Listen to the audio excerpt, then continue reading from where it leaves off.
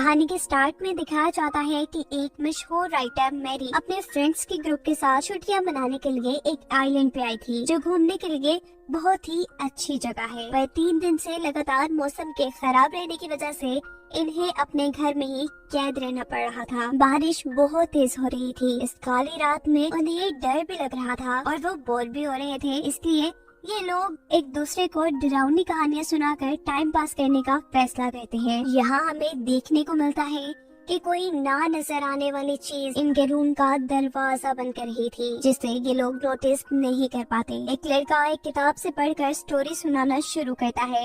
ये लोग स्टोरी में इतने गुम हो जाते हैं कि अचानक होने वाली दरवाजे पर नॉक इन्हें बुरी तरह डरा देती है। ये सब लोग मिलकर चेक करने का डिसाइड करते हैं और दरवाजा खोलने पर वहाँ डॉक्टर हु के साथ उसकी टीम थी। डॉक्टर हु एक टाइम ट्रैवलर थी, जो फ्यूचर से पास्ट में आकर वहाँ होने वाली गलत चीजों को ठीक करती थी, ताकि गलत चीजों का असर फ्यूचर पे न हो, जिस काम के लिए वो अपनी टाइम मशीन का इस्तेमाल करती थी। यहाँ डॉक्टर हु एक खाली कागज दिखाकर अपने आप को एक कंपनी की एम्प्लॉय बताती है और कहती है कि हम यहाँ से गुजर रहे थे, पर करीब ही हमारी गाड़ी खराब हो गई। मौसम भी इतना खराब है, इसलिए हमें यहाँ आना पड़ा। ये लोग डॉक्टर हु और उसकी टीम को घर आने की इजाजत दे देते हैं। डॉक्टर हु अपनी टीम को उनका ये घर दिखा रही है। वो अपनी टीम से कहती है कि मैं तुम्हें बहुत ही स्पेशल टाइम में लेकर आई हूँ। ये वो टाइम और वो घर है जहाँ से राइटर मैरी को अपनी मशहूर नॉवल लिखने का आइडिया मिला था। वो अपनी टीम को वार्न भी करती है कि गलती से भी कोई यहाँ पर मैरी की लिखी हुई नॉवल का नाम न ले, क्योंकि अभी तक वो नॉवल लिखा नहीं गया और मैरी उस नॉवल के बारे में खुद भी नहीं जानती। जब ये लोग मैरी के रूम में जाती है तो देखती है कि अब मैरी और मैरी के साथ ही एक दूसरे को कहानियाँ सुनाना बंद कर चुके हैं और डांस करने का सोच रही है। लेकिन अगर इस वक्त में इन लोगों ने डांस किया और एक दूसरे को कहानियां न सुनाई तो मैरी को अपने नॉवल का आइडिया न आता। मैरी के दोस्त डॉक्टर हु की टीम को भी डांस करने को कह रहे थे, पर डॉक्टर हु और उसकी टीम इन सबको कहती है कि नहीं, हम लोग एक दूसरे को कहानियां सुनाते हैं, पर कोई उनकी बात मानने को तैयार ही नहीं था और ऐसे ये सब डांस करने लग जाते हैं। इस टाइम पर दोबारा डॉक्टर मैरी से कहती है कि हमें एक खौफनाक भूतिया कहानी लिखनी चाहिए, पर दोबारा सब उसका ये आइडिया रिजेक्ट कर देते हैं। दिखाया जाता है मैरी के छोटे भाई को, जिसे मेग यहाँ सुनाने आई थी। वो जैसे ही यहाँ से बाहर निकलती है तो एक वॉस उड़ता हुआ दीवार से टकराकर टूट चुका है, जिसे देखने के बाद ऐसा लग रहा है कि जैसे यहाँ कोई भूत हो, और इसीलिए मेग भी ये सब देखकर बहुत ज्यादा डर चुकी थी। दूसरी तरफ दिखाया जाता है कि डॉक्टर हु अपनी टीम को कहती है कि इस रात में कुछ न कुछ तो गड़बड़ है, क्योंकि इस रात में मैरी के दोस्तों ने एक दूसरे को भूतिया कहानियां सुनाने का चैलेंज दिया था, लेकिन यहाँ तो कहानी लिखने या सुनने का कोई माहौल नहीं है और ना ही मैरी का एक साथी पर्सी यहाँ पर है। सीन कट होकर दिखाया जाता है कि अचानक एक सिनरी बॉल से उतरकर गिर जाती है और उस सिनरी को फाड़कर एक इंसानी ढांचे का हाथ बाहर निकलकर चलना शुरू कर देता है। यहाँ डॉक्टर हु का एक साथी जो वॉशरूम ढूंढ रहा था, वो 3 मर्तबा लॉबी से गुजर चुका था। वो जब पहली मर्तबा लॉबी से गुजरता है तो अचानक उसके पीछे बिजली के चमकने पर हमें एक लड़की दिखाई देती है और कुछ ही पल गुजरने पर वो गायब भी हो चुकी थी। ये आदमी दूसरी और फिर तीसरी मर्तबा लॉबी से गुजरता है।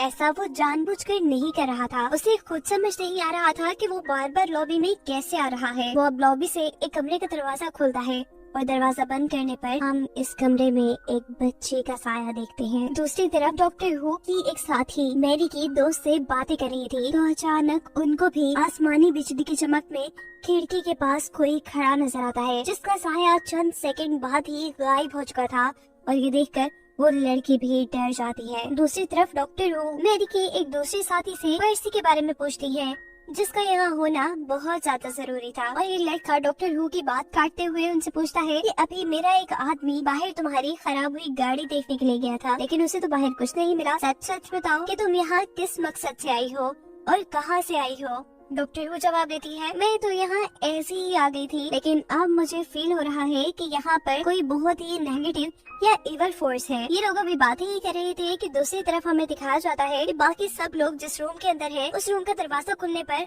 अचानक वही इंसानी स्केलेटन का हाथ इनके कमरे के अंदर आ जाता है, जिसे देखकर ये सब लोग डर जाते हैं और वो हाथ अचानक उड़कर उनके एक साथी पर हमला भी कर देता है। इस लड़की की जान बचाने के लिए एक बंदा उस हाथ को उसके गले से उतारता है और दूसरा आदमी पास रखी उस ट्रे से उस हाथ को ही तोड़ देता है।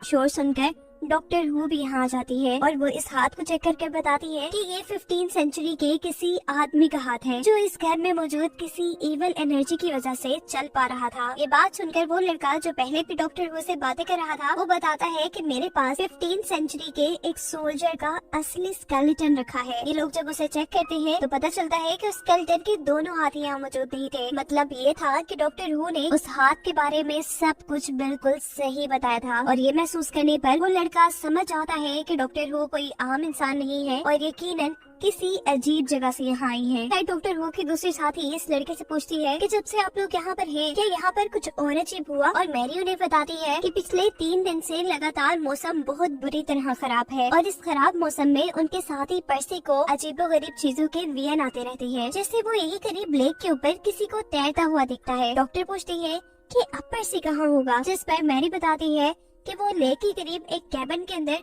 अपना नोवेल लिखने के लिए जाता है। जरूर वो अभी वही होगा।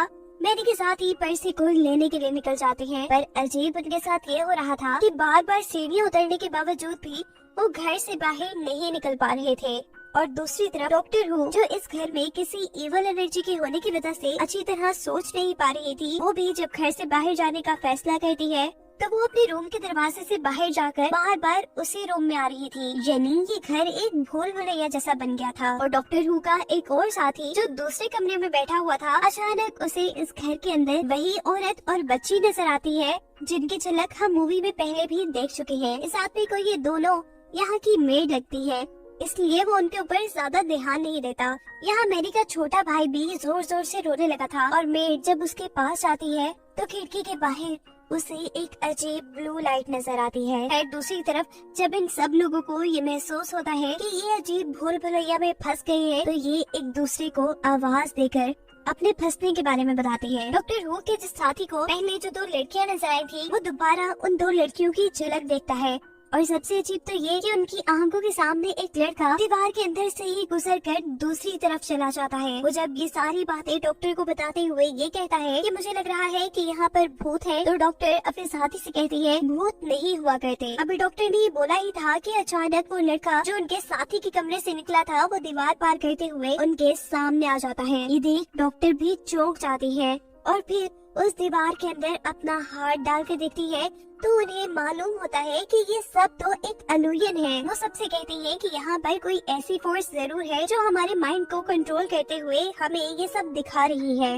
इसको ठीक करने के लिए सब अपनी आंखें बंद कर लें और अपने जहन में से यहाँ पर चलने वाला सब कुछ निकाल दें। ऐसे आप इस इल्यूजन से बाहर आ जाएंगे। सभी लोग ऐसा करना शुरू करते हैं। मैरी आंखें बंद करके अंधे लोगों की तरह चीजों को महसूस करते हुए सबसे पहले अपने छोटे भाई के रूम के अंदर जाती है, लेकिन वहाँ जाने पर वो देखती है कि कॉट में उसके छोटे भाई की जगह एक इंसानी ढांचा पड़ा था। ये देखकर वो जोर से चीख मारती है।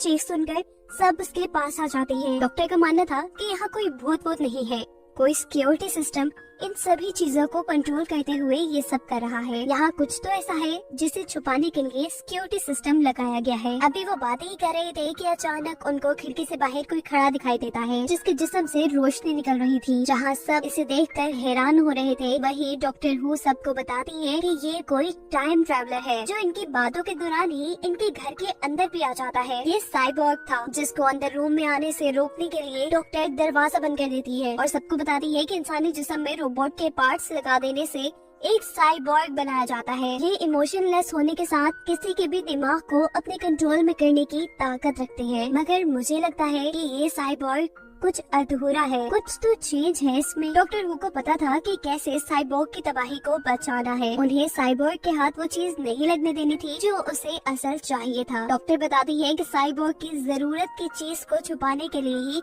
शायद ये सिक्योरिटी सिस्टम यहाँ लगाया गया होगा। इतने में ही साइबॉर्ग उनके कमरे के अंदर आ जाता है और एक आदमी को गले से पकड़कर उससे पूछता है कि क्या तुम गार्डियन हो। उस आदमी के ना बोलने पर साइबॉर्ग उसे उठाकर जमीन पर फेंकता है। यहाँ अब सभी लोगों को छोटे बच्चे की रोने की आवाज़ें आती है। ये मैरी का भाई था जिसकी आवाज साइबॉर्ग भी सुन चुका था। आवाज को फॉलो करते हुए वो उस बच्चे के पास पहुंच जाता है और उसे उठाकर कहता है कि अब तुम भी हमारे जैसे बन जाओगे। इस सब के बाद साइबॉर्ग अपनी जरूरत की चीज ढूंढने के लिए एक दूसरे कमरे में जाता है जहाँ पर डॉक्टर हु पहले से ही मौजूद थी।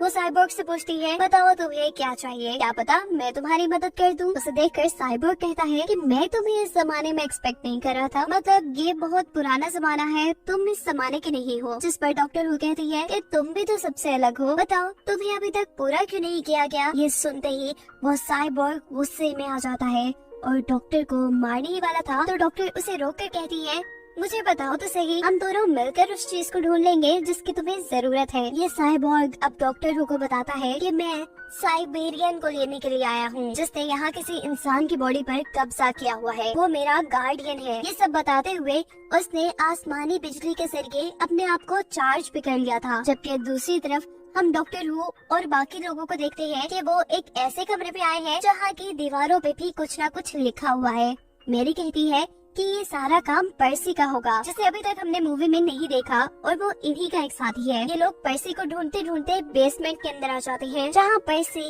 इन सब लोगों को बता रहा था कि वो साइबोर्ग मेरे ही पीछे आया है, असल में मैं ही उसका गार्डियन हूँ। दूसरी तरफ डॉक्टर हु भी साइबोर्ग को ये कहकर वहाँ से भाग आई थी कि मैं तुम्हारे गार्डियन को ढूंढती हूँ। वो भी अब बेसमेंट में पर्सी के पास पहुँचती है। उसके पीछे पीछे साइबोर्ग भी यही बेसमेंट में आ जाता है और पर्सी एक लम्हे में ही उसे वापस ऊपर भेज देता है। इसका मतलब है कि पर्सी साइबोर्ग को कंट्रोल कर पा रहा है। ऐसा क्यों हो रहा है, ये जानने के लिए डॉक्टर हु उसके सर के ऊपर हाथ रखती है और उसका दिमाग पढ़ते हुए देखती है कि एक दिन जब पर्सी लेक के किनारे बैठा हुआ था तो उसे लेक में एक चमकती हुई चीज नजर आई। पर्सी ने जैसे ही ये सिल्वर लावा जैसी चीज अपने हाथ में उठाई तो वो चीज पर्सी के अंदर चली गई। उस चीज ने पर्सी को पूरी तरह कंट्रोल कर लिया और पर्सी जैसे इनविजिबल यानी गायब हो गया। वो जब अपने घर वापस आया तो कोई उसे नहीं देख पा रहा था। उसे जब वाज को उठाकर दीवार पे मारा तो कोई भी उसे नहीं देख पाया, जहाँ मेड को लगा कि ये काम किसी जिन ने किया है। बिजली के चमकने पर अचानक कोई साया जब लोगों को नजर आता था तो वो भी पर्सी ही था। पर्सी बताता है कि जब से वो सिल्वर लावा मेरे अंदर है तब से मेरे ख्यालों में कुछ नंबर्स आ रहे थे जिन्हें मैंने दीवारों पर लिखना शुरू कर दिया, और साथ ही ये घर बार बार शेप शिफ्ट भी कर रहा था, यानी ये घर खुद से अपने आप को बदल रहा था, जिससे तंग आकर मैं यहाँ छुप गया। आखिर ये चमकता हुआ सिल्वर लावा ये साइबेरियन था क्या? डॉक्टर बताती है कि साइबेरियन एक हाईली एडवांस टेक्नोलॉजी है जिसके अंदर साइबोर्ग और एआई का सारा नॉलेज है, जो कि साइबोर्ग की बनाई हुई है। असल में साइबोर्ग मैन आगे चलकर फ्यूचर में इस दुनिया पर कब्जा करना चाहते हैं। पर्सी अपने अंदर के मौजूद साइबेरियन की मदद से इन्हें बताता है कि फ्यूचर में ये साइबोर्ग इस दुनिया पे कब्जा करके पूरी दुनिया को तबाह भी कर देंगे। अब क्योंकि साइबेरियन पर्सी से उसके दिमाग में बातें भी करने लगा था तो ये डॉक्टर समझ जाती है कि अगर थोड़ी सी भी देर और ये साइबेरियन पर्सी के अंदर रहा तो वो पर्सी को मार देगा। वो सभी चीजों को कंट्रोल कर सकता है। डॉक्टर बताती है कि किसी ने उसे साइबोर्ग मैन से चुरा कर हिस्ट्री में भेजा है ताकि फ्यूचर को बदला जा सके। उनकी इन्हीं बातों के दौरान यहाँ पर साइबोर्ग मैन भी आ जाता है, जिसे रोकने की ताकत अब इन लोगों में नहीं थी। डॉक्टर हु के साथ ही उन्हें बताते हैं कि अगर ये साइबोर्ग मैन इनके पास आ गया और उसने पर्सी के अंदर मौजूद साइबेरियन को ले लिया तो फ्यूचर में बहुत बड़ी तबाही हो सकती है। जिस पर डॉक्टर हु बताती है कि फिलहाल हमारा इन लोगों को बचाना जरूरी है। अगर पर्सी और ये लोग मर गए तो फ्यूचर बिल्कुल बदल कर रह जाएगा, क्योंकि ये सभी इस वक्त के इन्वेंटर्स हैं। अगर इन्होंने अपनी इन्वेंशंस ना की, अपनी किताबें ना लिखी तो फ्यूचर बिल्कुल उल्टा हो जाएगा। साइबोर्ग अब पर्सी से कहता है कि जो भी तुम्हारे अंदर है उसे तुम बाहर निकाल दो। इससे पहले कि वो पर्सी को कुछ नुकसान पहुंचाता, मैरी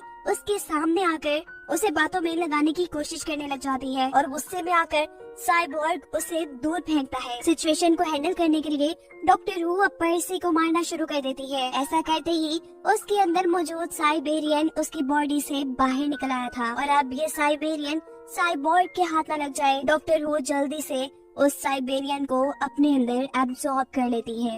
ये देखकर cyborg man doctor who co धमकी देता है कि अगर तुमने साइबेरियन मेरे हवाले ना किया तो मैं पूरी दुनिया को तबाह कर दूंगा। ना चाहते हुए भी डॉक्टर हु साइबेरियन उसके हवाले कर देती है और ऐसा करते ही इस आइलैंड पे खराब मौसम दोबारा से ठीक होने लगता है। डॉक्टर हु के साथ ही पूछते हैं कि आपने ऐसा क्यों किया? डॉक्टर बताती है कि मैंने ये सब जानबूझ के किया है। मैंने पर्सी की मौत दिखाकर साइबेरियन को धोखे से उसके दिमाग से बाहर निकाला और साइबोर्ग मैन को मैंने वो इसलिए दे दिया ताकि वो यहाँ कोई तबाही ना करे और उससे फ्यूचर भी चेंज ना हो, जबकि अब हम फ्यूचर में जाएंगे और साइबोर्ग को उनकी आर्मी बनाकर इस दुनिया को तबाह करने से रोकेंगे। और यहाँ डॉक्टर का साथी डॉक्टर से पूछता है कि चलो मान लिया कि यहाँ जितना भी कुछ अजीब हुआ वो साइबेरियन का क्रिएट किया गया था, लेकिन वो दो औरतें जो मैं बार बार देख रहा था वो कौन थी? और सारी बातों को सोचते हुए डॉक्टर को ये मानना पड़ जाता है कि इस दुनिया में भूत भी होते हैं। अब वो फ्यूचर में जाकर फ्यूचर को ठीक करना चाहती थी और यही सब दिखाते हुए ये कहानी यहाँ खत्म हो जाती है।